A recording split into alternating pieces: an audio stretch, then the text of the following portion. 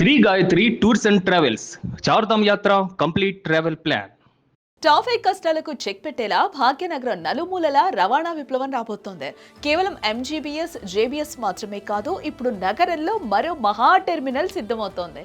అసలు నగరంలో ఇప్పుడున్న బస్ స్టేషన్ల పరిస్థితి ఏంటి? కొత్త బస్ స్టేషన్ వచ్చేది ఎక్కడ? దానివల్ల ప్రయాణికులకు కలిగే లాభాలేంటి?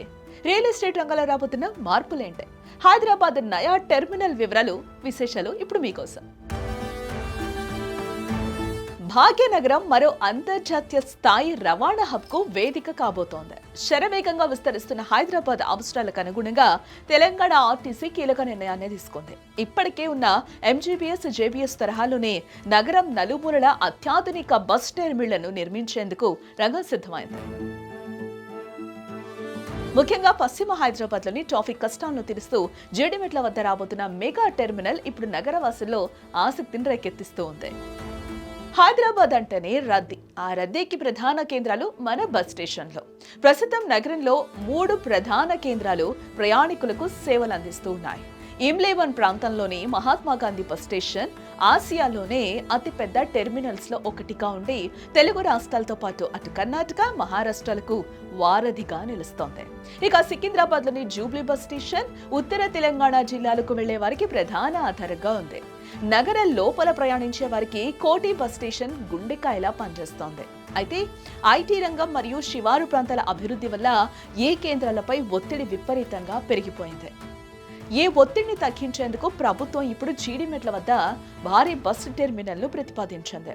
సుమారు 30 ఎకరాల్లో నిర్మించే ఈ అంతరాష్ట్ర టెర్మినల్ వల్ల మహారాష్ట్ర, కర్ణాటక నుంచి వచ్చే బస్సులు నగరం లోపలికి రావాల్సిన అవసరం ఉండదు. దీనివల్ల కుకట్పల్లి, కేపీహెచ్పీ, బాజ్పల్లి వంటి రద్దీ ప్రాంతాల్లో ట్రాఫిక్ సమస్యలకు శాశ్వత పరిష్కారం లభించనుంది.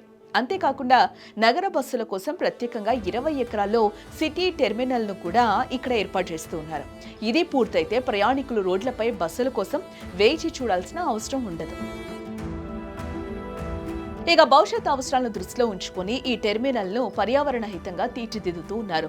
పీఎం ఈ డ్రైవ్ పథకం కింద రానున్న 2000 ఎలక్ట్రిక్ బస్సుల కోసం ఇక్కడ 10 ఎకరాల్లో డిపోను, 15 ఎకరాల్లో భారీ ఛార్జింగ్ స్టేషన్ ను నిర్మిస్తున్నారు. ప్రయాణికుల సౌకర్యార్థం భూగర్భంలో మల్టీ లెవెల్ పార్కింగ్ యార్డ్ కూడా అందుబాటులోకి రానుంది.